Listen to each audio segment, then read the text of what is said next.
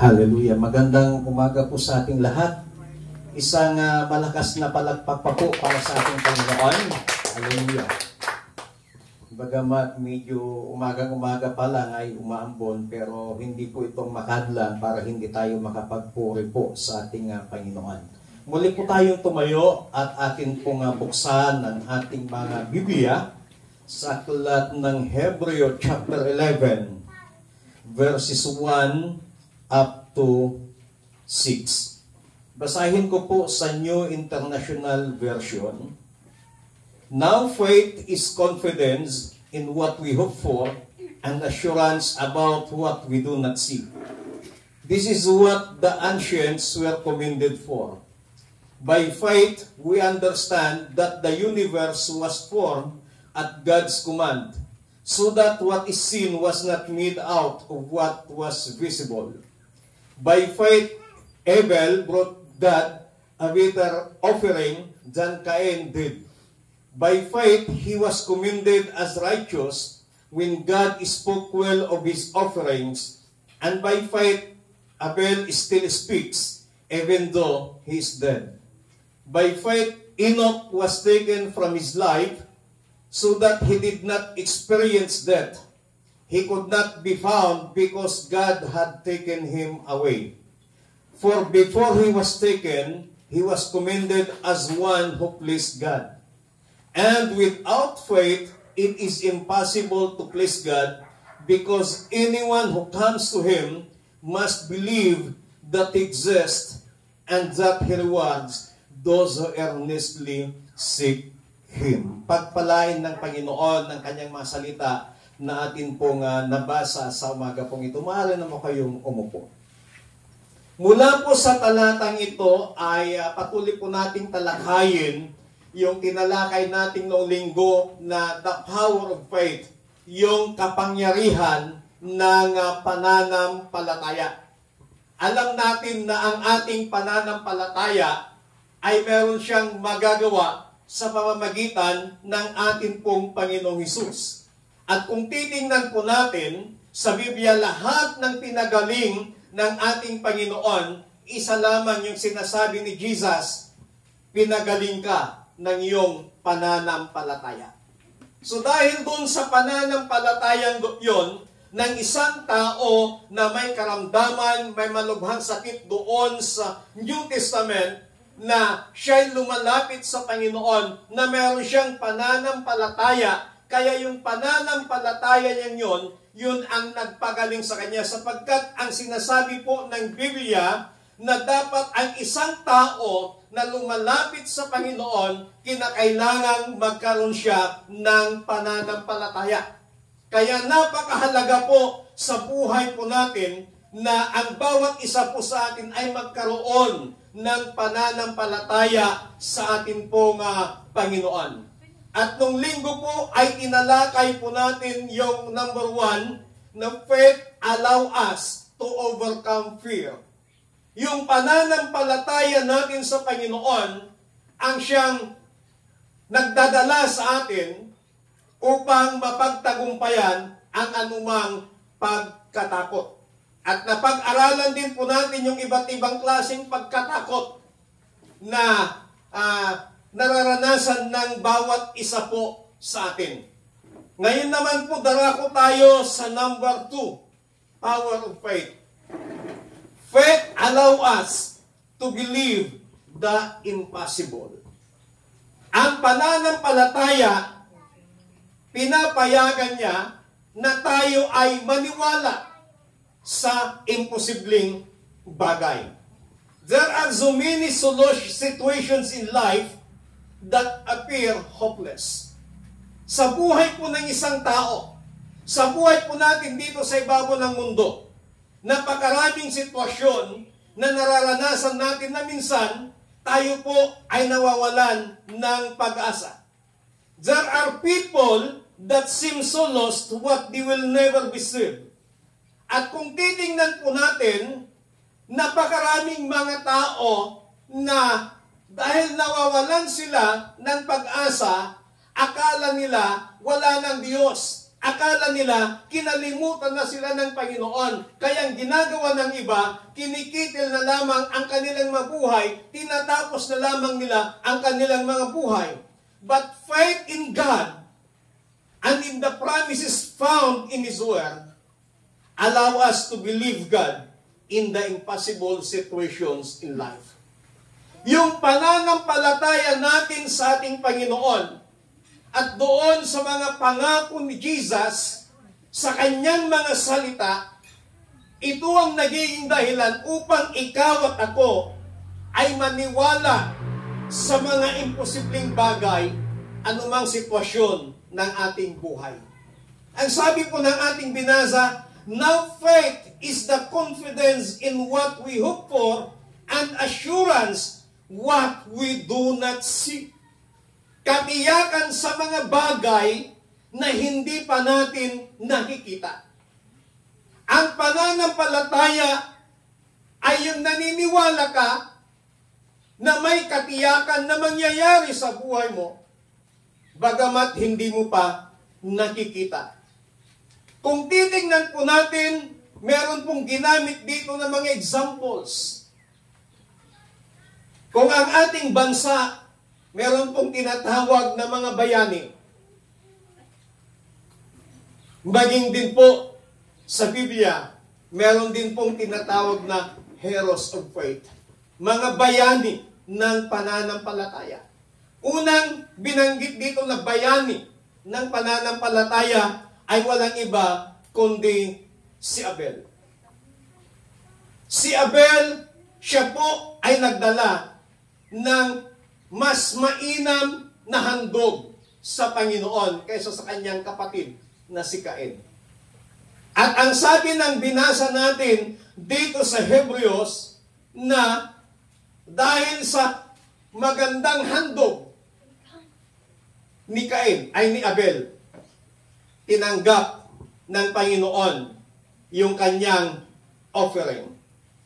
At ang sabi dito sa ating binasa, na bagamat patay na si Abel, siya'y nagsasalita pa hanggang ngayon. Sa anong paraan?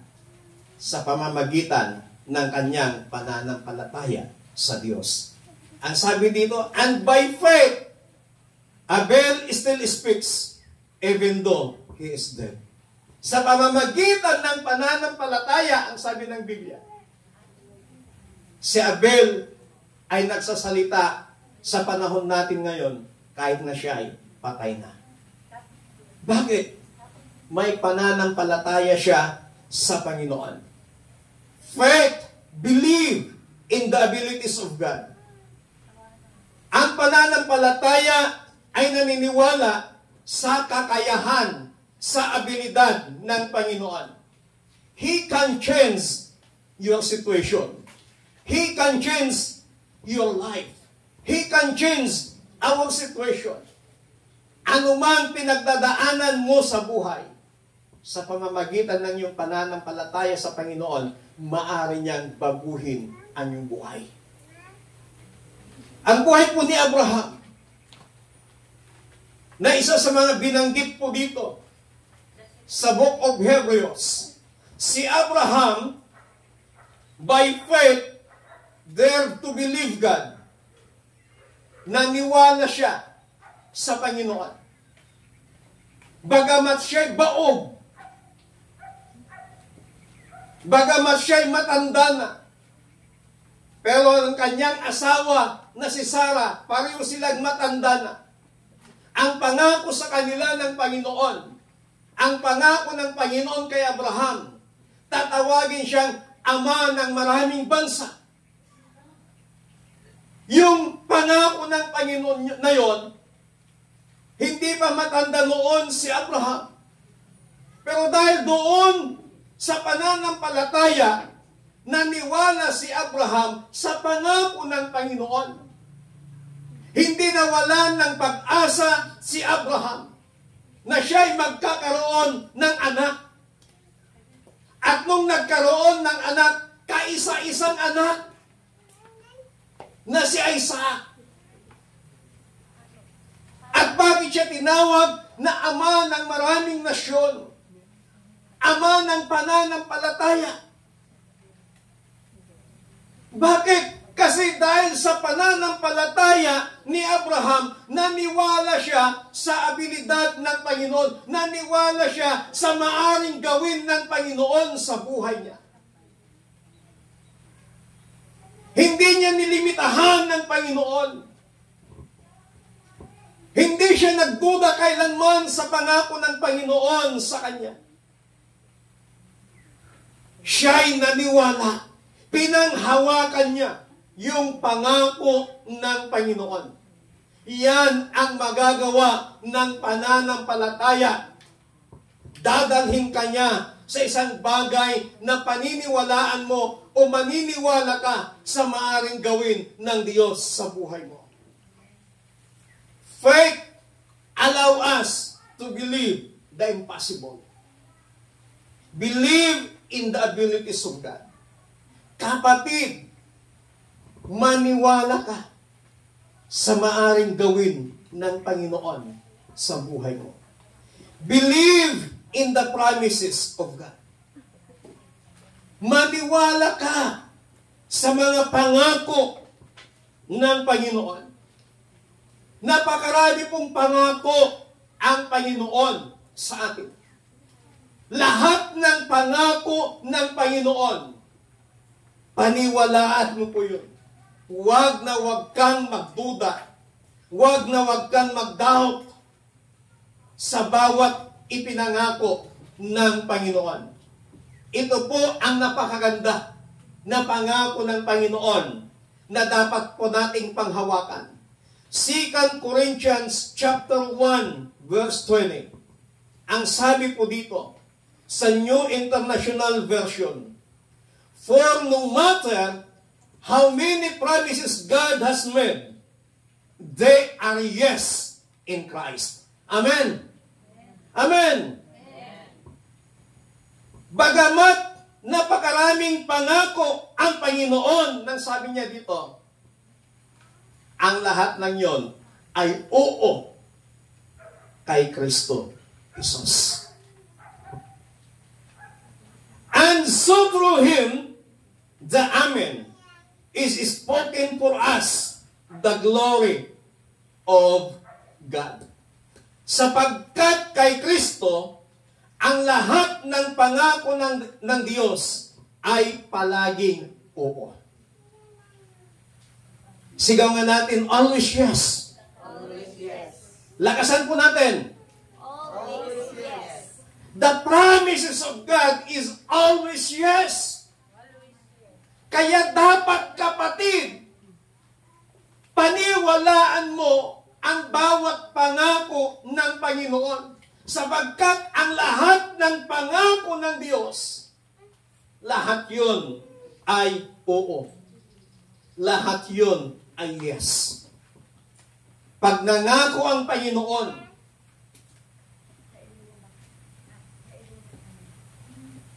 that He will supply all your needs, yes yun kay Jesus. Kung anumang sinabi ng Panginoong Diyos pagdating ng kanyang anak na ating Panginoong Kristo, laging oo yun. Kailanman ay hindi kinontra ng anak na si Jesus ang mga pangako ng kanyang ama. Kailanman ay hindi kinontra ni Jesus ang mga pangakong binitawan ng Diyos Ama. At lahat ng yon, sabi ng Bible, lahat ay yes. Kaya maniwala tayo sa mga pangako ng ating pong Panginoon. Marahil, may mga nabasa ka sa Biblia na isa o dalawa, tatlong pangako ng Panginoon. Kapatid, paniwalaan mo yun. Kasi ang sabi ng Bible, in the book of Deuteronomy, or Numbers, ng Diyos ay hindi katulad ng isang tao na nagsisinungaling. Kung anong ipinangako niya, ito ay kanyang gagawin. At kung babasahin natin ang Biblia, wala pang ipinangako ang Panginoon na hindi pa po niya tinupad. Isang pangako na lamang ang hinihintay nating magkaroon ng katuparan. Anong sinabi ni Jesus? Ako'y muling babalik. Yung muling pagbabalik ng ating Panginoon, yan na lamang yung isa sa mga pangakong hinihintay natin. At lahat ng yan, yung pangakong yan, 100% matutupad. Babalik at babalik at babalik ang ating Panginoong Hesukristo. Kaya dapat bawat isa po sa atin, mga kapatid, panghawakan po natin, paniwalaan po natin ang mga pangako ng ating pong Panginoon. Believe in the Word of God. Paniwalaan natin ang salita ng ating Panginoon. Bakit? Kasi salita ng Panginoon. Sa Proverbs chapter 30, verse 5, ang sabi po ng New King James Version, every word of God is pure. He is a shield to those who put their trust in Him. Bakit kailangan nating paniwalaan ang salita ng Panginoon? Anong sinasabi ng Biblia? Every word of God is pure. Ang bawat salita ng Panginoon ay pure. Sigurado, tiyak. At ang bawat salita ng Panginoon, ang sabi dito, isang shield. Kutang tanggulan ng mga taong naglalagay ng pagtitiwala sa Diyos. Kaya sa umagang ito, mga minamahal na kapatid, inanyayahan tayo ng salita ng Panginoon na paniwalaan natin ito. Why? Sapagkat ito po ay pure. And it is a shield to those who put their trust in Him. Pangatlo na kapangyarihan ng pananampalataya. Faith allow us to receive the impossible. Yung pangalawa kanina, faith allow us to believe the impossible. Ngayon naman, faith allow us to receive the impossible. Ano pong sabi ng Mark chapter 11 verse 24? Kaya't sinasabi ko sa inyo, anuman ang hingin ninyo sa inyong panalangin, maniwala kayong natanggap na ninyo iyon at matatanggap nga ninyo. Kung may pananampalataya ka sa Panginoon at yung pananampalataya natin yun yung nagdadala sa atin para matanggap yung mga imposibleng bagay. Maliwanag sa sinasabi dito sa banal na kasulatan na kung ikaw ay nananalangin o kung ikaw ay may hinihingi sa Panginoon anumang bagay, ang sabi ng Biblia, maniwala kayong natanggap na nga ninyo iyon. Amen? Kung meron kang hinihingi sa Panginoon, ang sinabi ng Biblia, maniwala kang natanggap mo na nga iyon. Yung huwag kang magdududa kung ibibigay ba, kung sasagutin ba ng Panginoon. Panghawakan mo yung salita ng Diyos. Ulitin ko pong basahin. Kaya't sinasabi ko sa inyo, anuman ang hingin ninyo sa inyong panalangin, maniwala kayong natanggap na ninyo iyon. Anong ginamit ng Biblia ng Panginoong Hesus? Natanggap, past tense. Hindi niya sinabing maniwala kayong matatanggap ninyo. Pag sinabing matatanggap ninyo, future. Hindi niya sinabing natatanggap ninyo. Kasi pangkasalukuyan. But ang sinabi ng banal na salita ng ating Panginoon at mismong si Jesus ang nagsasalita sa talatang ito nang sinabi niya, sinasabi ko sa inyo, anuman ang hingin ninyo sa inyong panalangin, maniwala kayong natanggap na ninyo iyon. Amen. Palakpakan natin ang Panginoon. Natanggap na ninyo iyon. Sigaw nga natin, natanggap ko na. Natanggap ko na. Lakasan mo, natanggap ko na. Natanggap ko na. Ano man yung hinihingi mo sa Panginoon. Ano man yung ipinapanalangin mo sa Panginoon. Kapatid, sabi ng Biblia, maniwala kang natanggap ko nga iyon. At matatanggap nga ninyo iyon. That is the Word of God. Faith has the remarkable ability to enable us to hold in our hands things that have yet to be seen. Ano pong sabi ng ating teksto sa Hebrews chapter 11 verse 1? Now faith is confidence in what we hope for and assurance about what we do not see. Hindi mo pa nakikita, naniniwala ka na. Hindi mo pa nakikita, nananampalataya ka na. Kasi hindi mo pa nakikita ang Diyos, naniniwala ka na, nananampalataya ka na sa Diyos.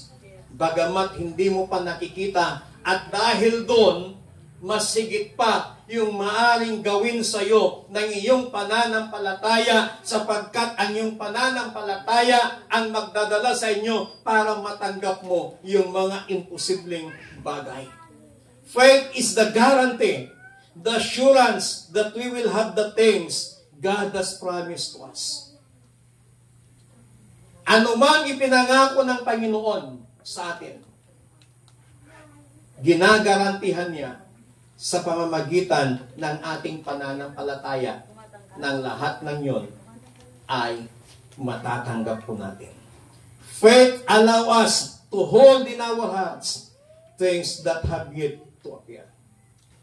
Yung pananampalatayang yan ang maglalagay sa ating mga puso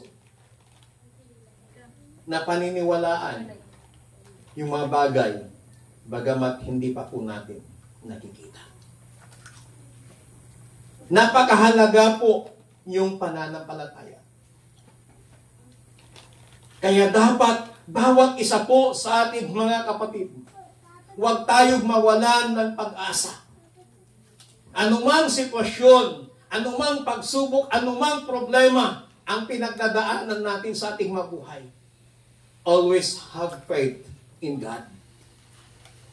Huwag na huwag kang mawawalan ng pag-asa sa Panginoon. Huwag na huwag kang mawawalan ng pananampalataya sa Panginoon. Dahil ang pananampalataya mong yan ang magiging dahilan upang sa ganon lahat ng mga bagay na inaasam mo, lahat ng mga bagay na hinihiling mo sa Panginoon, mapangyayari. Ano pong sabi ng Panginoong Hesus sa kanyang masalita? Doon sa senturyon, na yung isang senturyon naglapit sa Panginoon ng kagalingan.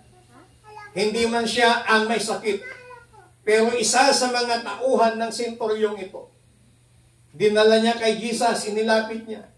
Ang sabi ng senturyon ito, mayroon po akong isang alipin, at ang alipin kong ito na lahat ng aking utos ay kanyang gagawin. Ngayon po ay mayroon siyang malubhang karamdaman. Hinihiling ko mo din yung pong pagalingin. Sabi ni Jesus sa senturyon, halika't paroon tayo sa inyong tahanan. Pero ang sagot ng senturyon, hindi pa ako karapat dapat na puntahan pa ninyo sa aking tahanan. Sabihin na lamang po ninyo na siya'y gagaling. At gagaling po siya. Anong sagot ni Jesus sa kanya? Umuwi ka na. Ang iyong alipin ay gumaling dahil sa iyong pananampalataya.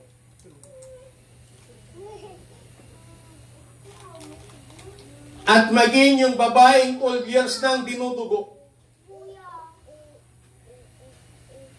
Halos maubos ng kanyang kayamanan sa kapapatingin sa mga dalubhasag mga doktor. Pero still, walang nangyari sa kanya. Mas lalo pa pong lumala yung kanyang karamdaman. Ang babae ito, ang sabi niya, mahawakan ko lamang ang laylayan ng damit ni Jesus, gagaling na ako. Naramdaman ni Jesus na may lumabas na kapangyarihan sa kanya. Kaya nagtanong si Jesus, sinong humawak sa akin?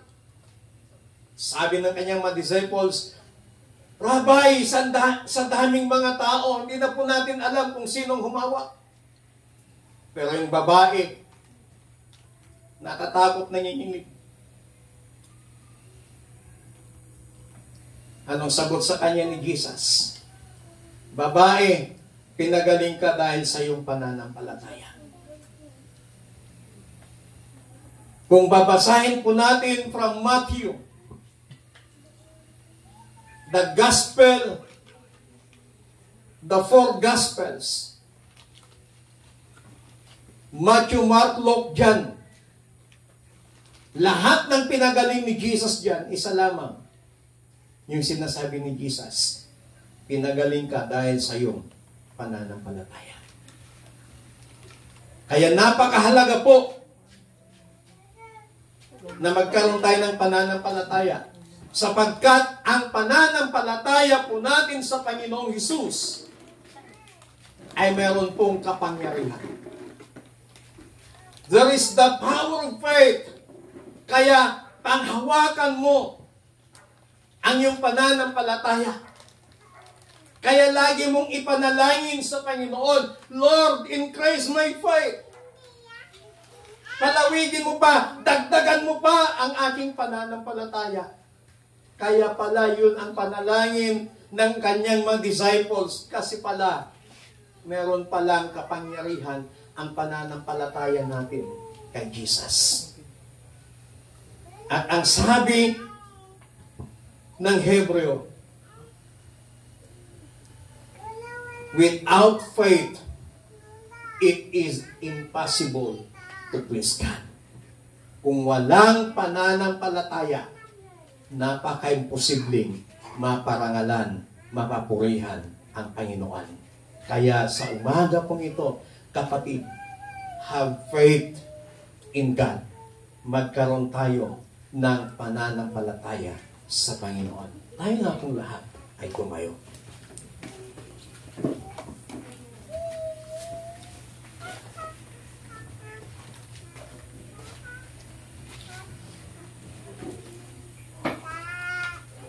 Ang pananampalataya mo, kapatid, maaari niyang baguhin ang sitwasyon ng iyong buhay. Ang pananampalataya mo, maaari mong matanggap ang kagalingan sa iyong pisikal na katawan. Ang pananampalataya mo sa Panginoon, natanggap mo na ang lahat ng mga bagay na inaasam, inihiling mo sa Panginoon. Awitin nga natin, this is my desire. Nawa ito yung hangarin ng bawat isa po sa atin. Na magkaroon tayo ng pananampalataya sa Panginoon. Dahil napakaliwanag sa sinasabi ng Biblia na kung walang pananampalataya, napaka-imposible po na maparangalan natin ang Panginoon. Hallelujah.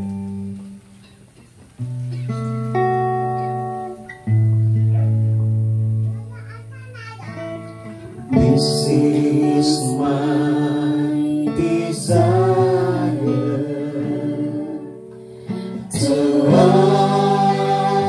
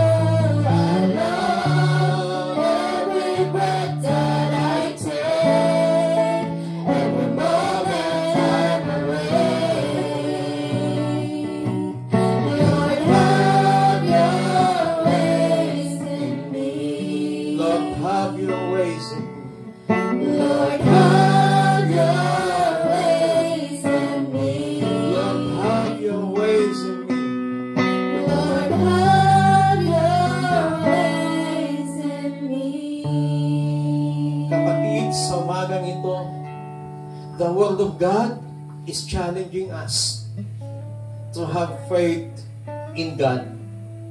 Sapagkat ang pananampalataya natin sa Panginoon ay mayroong kapangyarihan na maaari kanyang paniwalain sa mga bagay na imposible. Ang pananampalataya mo sa Panginoon, maaari niyang tanggalin anumang pagkatakot sa buhay na kinakaharap mo ngayon. At ang pananampalataya sa Panginoon, maaari niyang ibigay ang mga bagay na sa tingin mo ay posible. Pero sa harapan ng Panginoon, lahat ay posible.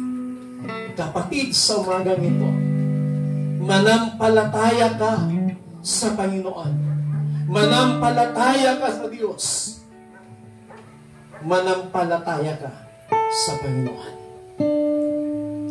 Panginoon, sa umagang ito, salamat sa inyong mga salita na patuloy mo kaming tinuturuan na magkaroon ng pananampalataya sa inyo.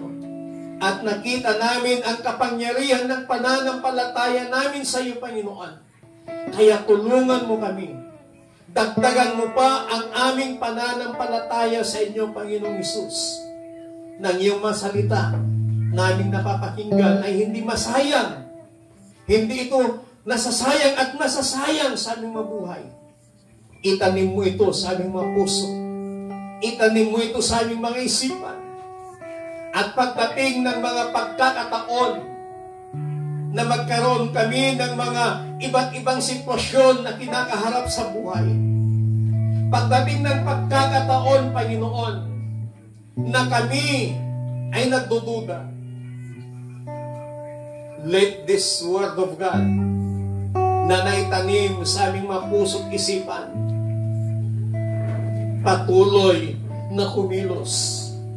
And let this faith na ipinagkaloob mo sa amin, Panginoon, patuloy na maranasan namin ang iyong kapangyarihan. Dakilang Diyos, hayaan po ninyo na habang nananampalataya ang bawat isa sa amin sa iyo, Panginoon, hayaan po inyong maranasan ng bawat isa ang iyong kapangyarihan sa kanilang mga buhay at sa kanilang mga pamilya. Marami pong salamat. Salamat po sa inyong masalita. Salamat po ng marami. In Jesus Christ, mighty name we pray. Amen. Palakpakan natin ng malakas ang Panginoon. Hallelujah. Maaari na po tayong umupo at